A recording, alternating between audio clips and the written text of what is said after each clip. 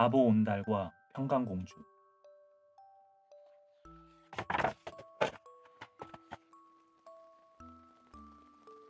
고구려 평강왕의 귀염둥이 공주가 또 울음을 터뜨렸다. 평강왕은 귀여운 공주에게 장난삼아 이렇게 말을 했다. 시끄럽구나. 그렇게 계속 울면 나중에 바보 온달에게 시집을 보낼 테다. 그러나 아무리 으름장을 놓아도 공주는 쉽게 울음을 그치지 않았다. 온달은 몸이 구부정하고 바짝 마른 데다 우스꽝스럽게 생긴 사람이었다. 하지만 온달의 맑은 눈을 보고 있으면 얼마나 착한 사람인지 금세 알 수 있었다. 특히 어머니에 대한 효성이 참으로 지극했다. 집이 매우 가난했기 때문에 온달은 늘 집집마다 부지런히 돌아다니며 어머니가 드실 음식을 얻어오곤 했다. 하지만 찢어진 옷을 입고 해진 신발을 신고도 늘 웃으며 돌아다녔기 때문에 사람들은 그를 바보 온달이라고 불렀다. 몇 년이 지나서 공주의 나이도 어느새 16이 되었다. 이제 공주도 훌륭한 남자에게 시집을 갈 때가 되었다. 평강왕은 훌륭한 집안의 청년을 공주의 신랑감으로 정했다. 그러나 공주는 그 말을 따르지 않았다.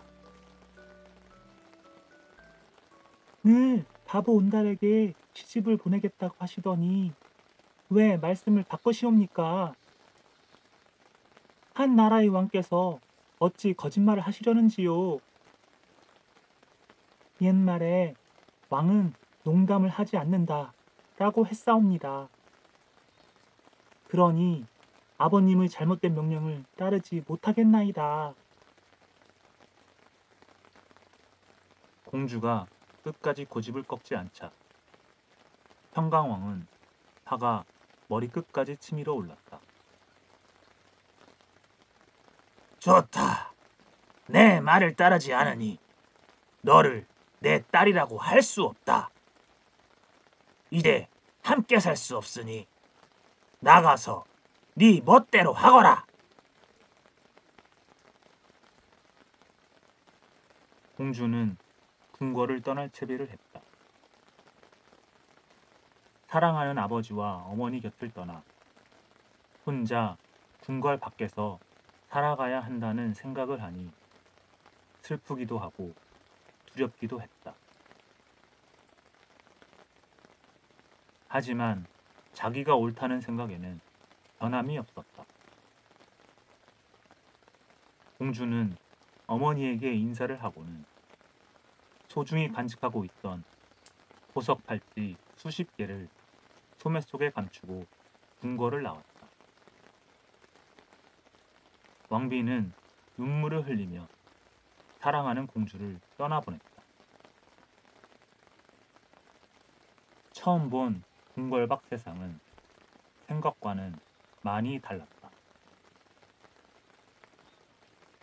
공주는 신기한 듯이 여기저기 두리번거리며 사람들에게 물었다.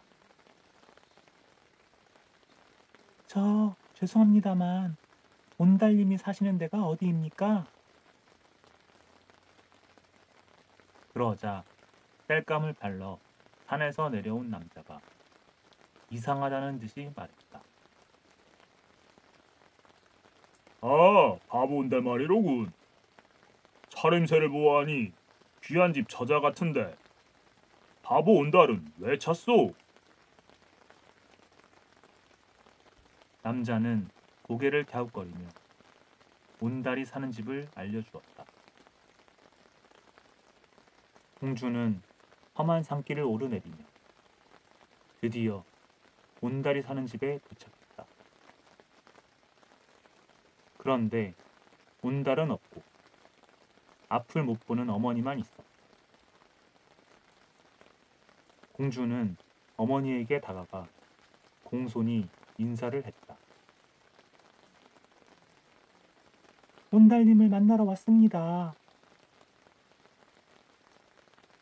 늙은 어머니는 깜짝 놀랐다. 우리는 가난하고 신분이 낮은 사람들이라오. 그런데 처녀의 몸에서는 특이한 향기가 나고 손도 솜과 같이 부드러우니 분명 보통 사람은 아닐 것이요. 아마도 누군가에게 속아서 이리로 온 것 같으니 어서 돌아가는 게 좋겠소. 내 아들은 먹을 것으로 쓸 느릅나무 껍질을 벗기러 산에 가서 아직 돌아오지 않았다오. 공주는 온달의 집에서 나와 산으로 갔다. 한참을 걷다가 저편에서 나무 껍질을 지고 오는 온달을 보았다.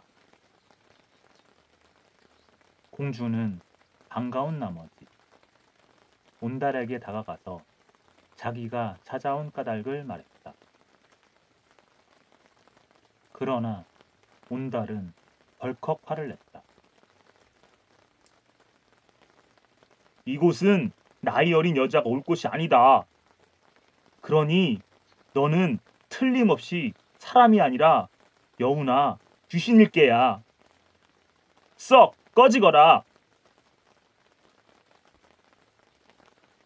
온달은 뒤도 돌아보지 않고 집으로 가버렸다. 공주는 혼자 터벅터벅 걸어서 다시 온달의 집으로 갔다. 그리고 문 밖에서 꼬박 밤을 새웠다. 다음날 아침 날이 밝자 공주는 방 안으로 들어가서 자세하게 이야기를 했다. 온달은 어찌해야 좋을지 몰라 머뭇거렸다. 그러자 옆에 있던 온달의 어머니가 입을 열었다. 우리 아이는 신분이 너무 낮아 귀한 사람의 짝이 될 수 없다오. 게다가 우리 집은 아주 가난해서 귀한 사람이 살 곳이 아니라오. 그러나 공주는 미소를 지으며 차근차근 대답했다. 무슨 말씀이신지는 알겠습니다만 마음만 맞는다면 가난이 무슨 문제가 되겠습니까? 그러니 저를 받아주십시오. 한참 동안 이야기를 나누고 나서야 온달의 어머니도 혼인을 허락했다. 마침내 공주는 온달과 혼인을 하고 함께 살게 되었다. 공주는 궁궐에서 가지고 온 보석 팔찌를 팔아서 밭과 집을 사고 살림살이도 하나하나 갖추었다. 그러던 어느 날 공주가 온달에게 말했다. 서방님, 장에 가셔서 말을 한 필 사오십시오. 하지만 시장에서 파는 보통 말을 사시지 말고 병들어 궁궐에서 쫓겨난 말을 골라 사십시오. 아니, 왜 하필 병들어 쫓겨난 말을 사오라는 게요? 병든 말이라고는 해도 궁궐에서 키웠던 말은 그 근본부터가 다르답니다. 훈련 또한 잘 되어 있지요. 그러니 조금만 정성을 들이면 쓸모가 있을 것입니다. 알았소. 다녀오리다. 온달은 시장으로 갔다. 시장에는 온갖 말들이 있었다. 온달은 서슴지 않고 가장 볼품없이 생긴 말 앞으로 다가갔다. 이 말은 얼마요? 아니, 이 야윈말을 사시려고요? 하긴, 이놈도 한때는 궁궐에서 기르던 군마였지요. 그래도 이놈보다는 저기 살찐 놈들 가운데서 이놈으로 하겠소. 온달은 궁궐에서 기르던 말이라는 이야기를 듣고는 두말 없이 그 말을 사서 집으로 돌아왔다. 공주는 온달이 사온 말을 부지런히 먹이며 정성껏 거두었다. 그러자 날마다 조금씩 살이 붙더니 어느덧 윤기가 흐르고 늠름해졌다. 공주는 그때부터 온달에게 말타기와 팔쏘기 같은 무예를 두루 익히도록 했다. 온달은 하루가 다르게 변해갔다. 틈나는 대로 글 공부도 열심히 했다. 사람들도 이제 더 이상 그를 바보 온달이라고 부르지 않았다. 해마다 3월 3일이 되면 온 나라의 용맹스러운 젊은이들이 한 곳에 모여서 사냥을 하고 이때 잡은 멧돼지나 사슴으로 하늘에 제사를 올렸다.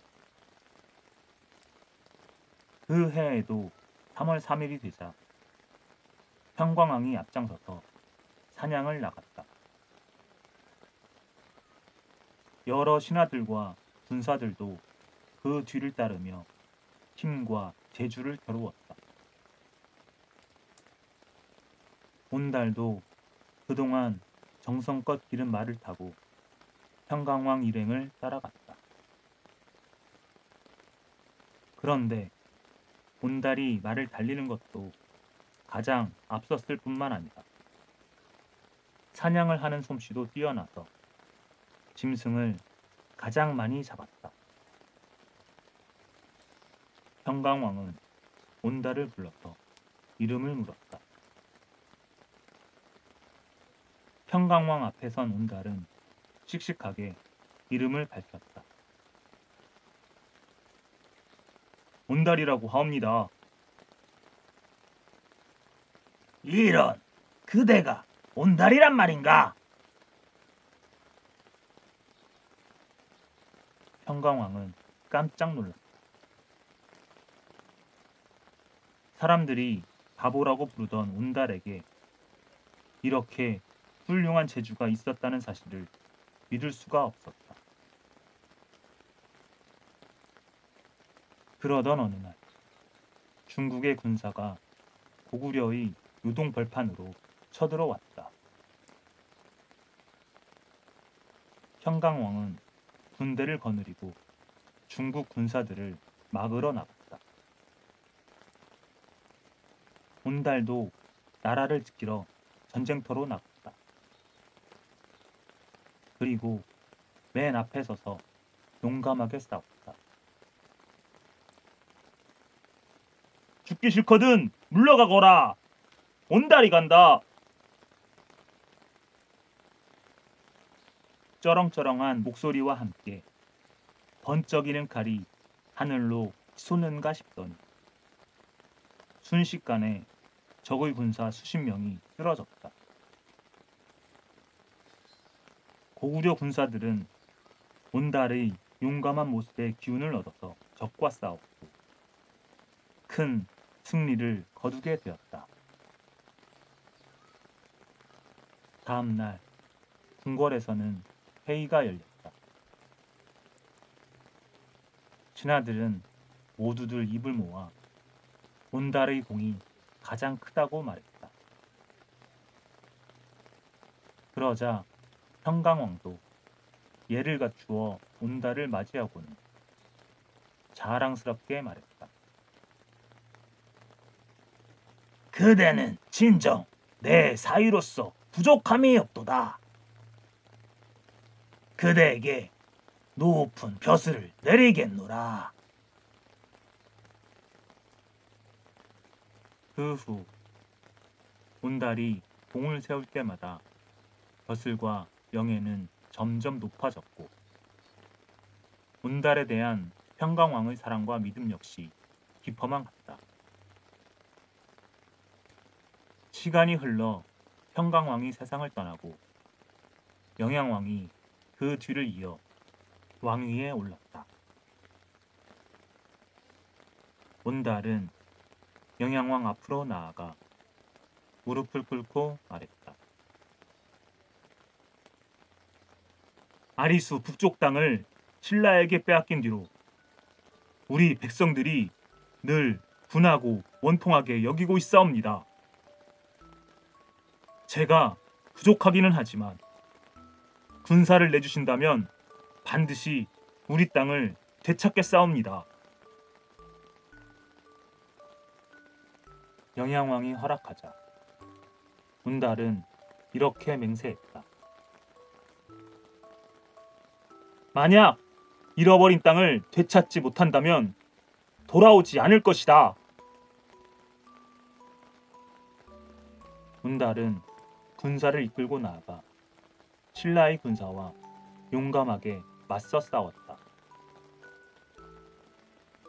그러나 아단성 아래에서 그만 신라 군사가 쏜 화살에 맞아 목숨을 잃고 말았다. 그런데 아주 이상한 일이 벌어졌다. 온달의 시신을 관에 담아 옮기려고 하는데 어찌된 일인지 관이 꼼짝도 않는 것이었다. 잃어버린 땅을 되찾지 못하면 돌아오지 않겠다던 맹세 때문이었을까? 공주는 눈물을 흘리며 다가가서 관을 어루만졌다. 서방님, 죽고 사는 것은 이미 정해져 있는 하늘의 뜻입니다. 그러니 이제 그만 편히 가십시오. 그러자 꼼짝도 않던 관이 움직였고 무사히 장사를 지낼 수 있었다.